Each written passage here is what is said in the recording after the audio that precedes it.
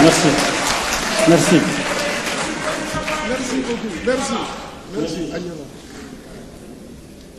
Monsieur le Premier chef du gouvernement, Monsieur Diongouna Traoré, ancien président de la transition, Monsieur le Président du Conseil national de transition, Monsieur le Président des institutions de la République, Monsieur le ministre d'État, ministre de l'administration territoriale et de la décentralisation, porte-parole du gouvernement.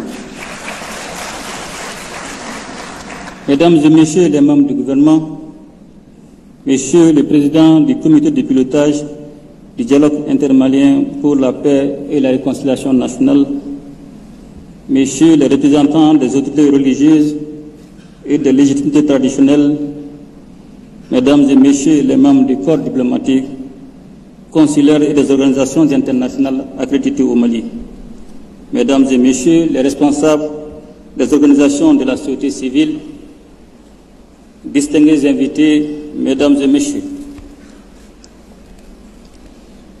il y a quelques semaines, nous procédions à l'installation du comité de pilotage du dialogue intermalien pour la paix et la réconciliation nationale. À cette occasion, j'ai formé le vœu de voir toutes les Maliennes et tous les Maliens y participer et s'exprimer librement. Permettez-moi de rendre grâce à Allah le Tout-Puissant qui a rendu cela possible et nous a permis de nous retrouver pour la phase nationale qui est l'aboutissement du processus que nous avions tous voulu entièrement inclusif. Mesdames et Messieurs, des semaines durant, les Maliens se sont retrouvés dans les phases communales, régionales et au niveau de nos représentations diplomatiques et consulaires. À tous ces niveaux, nos compatriotes n'avaient qu'une seule préoccupation, se parler en toute franchise et proposer des solutions pour sortir définitivement de la crise, recoudre le tissu social et renforcer le vivre ensemble. Mesdames et Messieurs, le Mali, considéré jadis comme un pays paisible et tranquille, s'est retrouvé depuis quelques années dans une situation conflictuelle complexe sur laquelle nous n'avions aucune emprise. Nous avions été réduits à être des observateurs du martyre de notre peuple pour des raisons économiques et géostratégiques auxquelles nous étions totalement étrangers.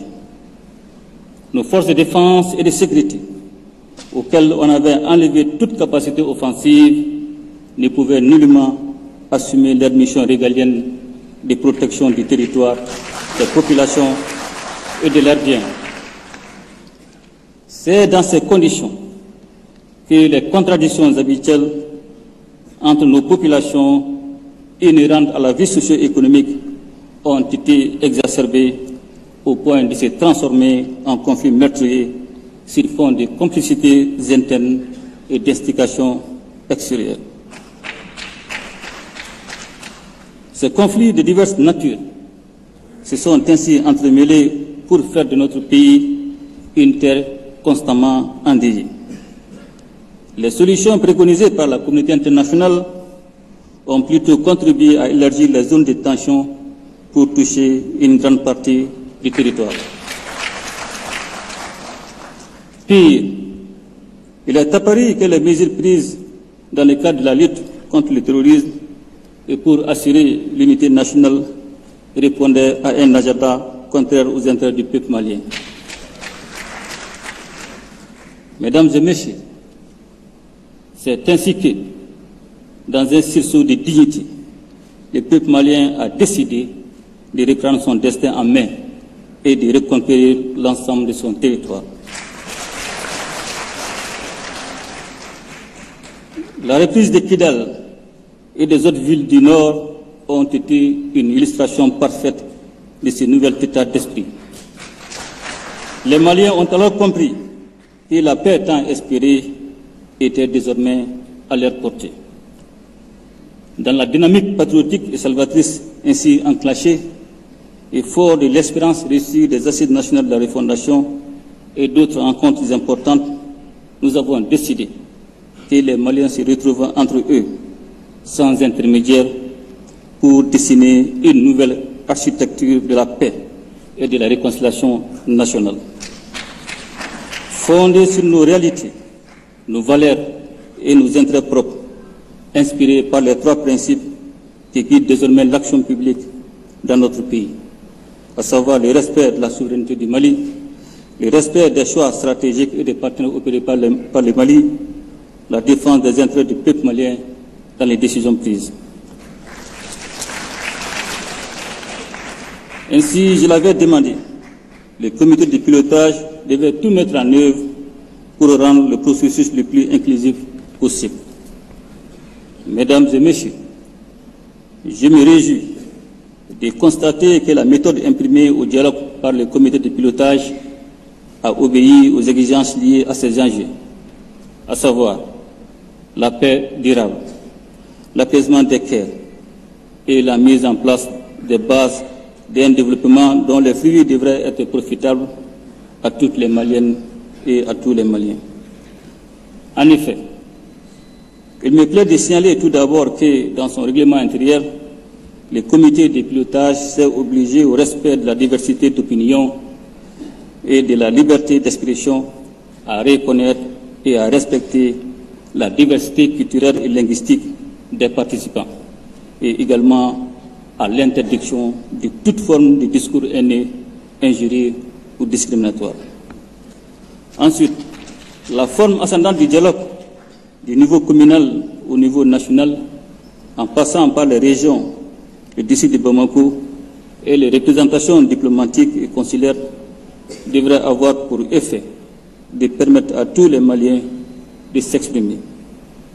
Enfin, je relève que le dialogue a privilégié les discussions sur les thématiques concrètes ayant un lien direct avec tous les aspects de la vie socio-économique et culturelle des Maliens, à savoir la paix, la réconciliation nationale et la cohésion sociale, les questions politiques et institutionnelles, l'économie et le développement durable, les aspects sécuritaires et de défense du territoire, la géopolitique et l'environnement.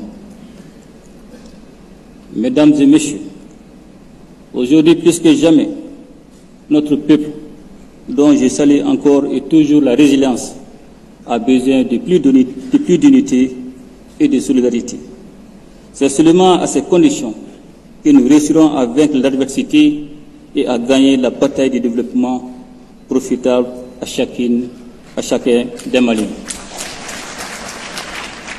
Dans ce combat historique, le peuple malien compte d'abord sur ses propres forces, mais il peut également compter sur l'accompagnement des partenaires sincères et sur une dynamique d'intégration réelle portée par les peuples qui se met en place dans le cadre de l'Alliance des États du Sahel.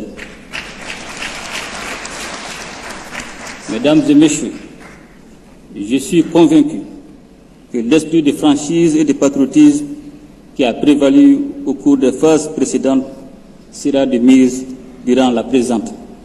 Au demeurant, je vous exhorte à renforcer cette posture afin que les synthèses qui seront faites des débats des différents niveaux puissent refléter les avis, préoccupations et recommandations formulées par les Maliennes et les Maliens.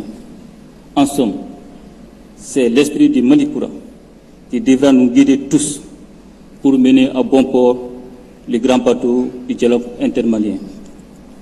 Mesdames et messieurs, je ne saurais terminer sans adresser mes chaleureux encouragements aux membres du comité de pilotage pour leur engagement patriotique. De même, je salue la sagesse et le leadership éclairé du président du comité tout au long de cette mission nationale qui s'achemine vers la fin. En souhaitant un plein succès à vos travaux, je déclare ouverte la phase nationale du dialogue intermalien pour la paix et la réconciliation nationale. Ensemble, nous ferons le Malikoura. Qu'Allah bénisse le Mali et protège les Maliens. Je vous remercie.